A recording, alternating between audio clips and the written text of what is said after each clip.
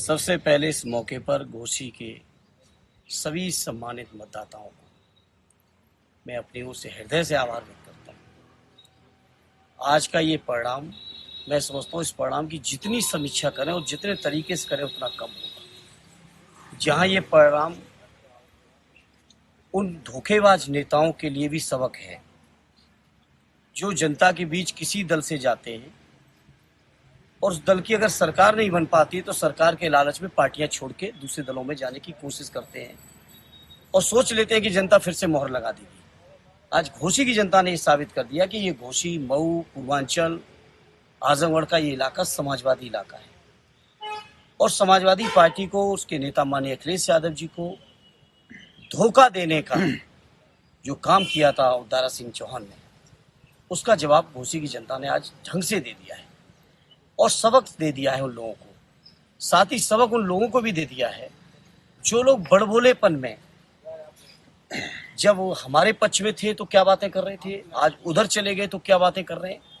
उनको भी घोसी की जनता ने जवाब दे दिया है कि राजनीति में इस तरह की चीजों का कोई स्थान नहीं है।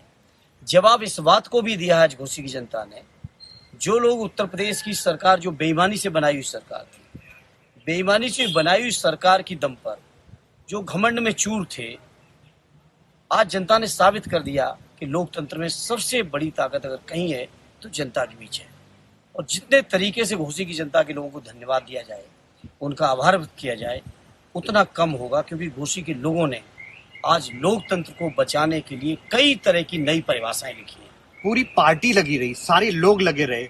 एक तरफ जहां शिवपाल यादव बड़ा तेजी से पूरी चुनाव भर में रहे, तो किस तरह से आप देखते हैं चाचा का रोल इस पूरे चुनाव में? निश्चित तौर पे बहुत महत्वपूर्ण रोल रहा। लगातार वो रहे, वोटिंग के दिन तक रहे, आज भी काउंटिंग में पहुंचे हैं। निश्चित तौर पे उनका, माननीय अखिलेश यादव जी हमारे अध्यक्ष जी हैं, उन अध्यक्ष जी का जो नेतृत्व है, उस नेतृत्व पर भी जनता की मोहर है। आदरणीय चाचा जी से लेके हमारे उम्मीदवार सुधाकर जी और वहाँ के पूर्वांचल के जो भी साथी हैं जो लगे थे इस चुनाव में। अभी शिवपाल जी से बात हो रही थी, उनका ये कहना था कि जिस तरह से मुझे लग रहा था मैं अपना चुनाव लड़ रहा हूँ, रात के 3-3 बजे तक आना। पार्टी है जी, और पार्टी का चुनाव ऐसे ही होता है। जी जी। और जब ऐसे ही होता है तो उसका परिणाम भी कुछ ऐसा ही होता है जो आज है। आज सैफई में जश्न किस तरह से रहेगा? नहीं, जश्न है, बहुत खुशी है, घोसी जनता को नमन है, क्योंकि मौका दिया है लोगों ने। एक तरह से सेमीफाइनल था, 2024 चुनाव सामने है, क्या तैयारी रहेगी? निश्चित तौर पे मुझे यकीन है, जिस तरह से देश के अंदर बहुत बड़ी चुनौतियां हैं, लोकतंत्र को खत्म करने के नित नए षड्यंत्र हैं, उन तमाम षड्यंत्रों को जवाब जहां घोसी ने शुरुआत की है वहीं पूरे उत्तर प्रदेश की जनता देगी। और जिस उत्तर प्रदेश से लगातार 2 बार मोदी जी प्रधानमंत्री बने हैं, वही उत्तर प्रदेश की जनता मोदी जी से निराश है, बीजेपी की सरकार से निराश है, लोकतंत्र के प्रति इनकी जो दुर्भावनाएं उससे निराश है, महंगाई से निराश है, बेरोजगारी से निराश है, किसानों की अलग समस्याएं हैं, समाज का कोई वर्ग नहीं बचा। अगर सरकारी कर्मचारियों की बात करो, उनकी अलग समस्याएं हैं, व्यापारियों की अलग समस्याएं, वकील पीटे जा रहे हैं, महिलाओं का रेप हो रहे हैं। इन तमाम चीजों का जवाब जहां घोसी के लोगों ने आज शुरुआत की है, वहीं मुझे यकीन है कि उत्तर प्रदेश की जनता आने वाले चुनाव में समाजवादी पार्टी और गठबंधन इंडिया के जो भी साथी उम्मीदवार होंगे, उनको ऐतिहासिक जीत दिलाकर दिल्ली के अंदर एक नई सरकार जो इंडिया गठबंधन बना है, उस गठबंधन की सरकार बना के मोदी जी को जहां से बने थे वहीं से वापस होंगे। बीजेपी कह रही है कि अखंड भारत होना चाहिए, आरएसएस की तरफ से आवाज उठ रही है, इधर भारत भी नाम इंडिया हटा के बदला जा रहा है। किस तरह से पार्टी देख रही है? बीजेपी के लोग बहुत कुछ कह रहे हैं। क्या 9 साल में चीन से कोई जमीन खाली करा पाई? क्या अरुणाचल, क्या सिक्किम की समस्या का समाधान कर पाए हैं? बीजेपी के लोगों से कहूंगा, बातें कम करें।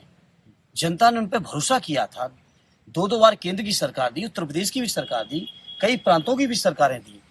कम से कम जो बातें कही थी उन्होंने अपने मैनिफेस्टो में, उनको पूरा करें, तब नई बातें कुछ करेंगे तो शायद कोई कंसीडर करे।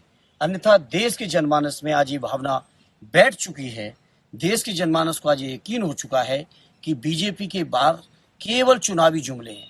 आज बीजेपी के लोग क्यों नहीं बातें कर रहे महंगाई की मार की? आज बीजेपी के लोग बेरोजगारी की बात क्यों नहीं कर रहे? आज बीजेपी के लोग इस बात को क्यों नहीं कर रहे हैं कि देश की नहीं बिकने दूंगा जो नारे उन्होंने दिए थे? आज बीजेपी के लोगों को स्विस बैंक याद क्यों नहीं आ रहा है? तो जनता समझ रही है कि ये चुनाव में बातें कुछ करते हैं, चुनाव के बाद इस सरकार बनने के बाद इनके एजेंडे कुछ हो जाते हैं। कहीं अपने मित्रों को केवल फायदा पहुंचाने के लिए। जो बीजेपी कहती थी देश नहीं बिकने दूंगा, आज 2-4 घरानों को पूरा देश बेच के दे रहे हैं। तो इसलिए उनकी इन बातों पर आप मीडिया के लोग ना जाइए, और मीडिया के लोगों से भी मैं उम्मीद करूंगा और अपील करूंगा, आज जो देश में तमाम तरह की चुनौतियों से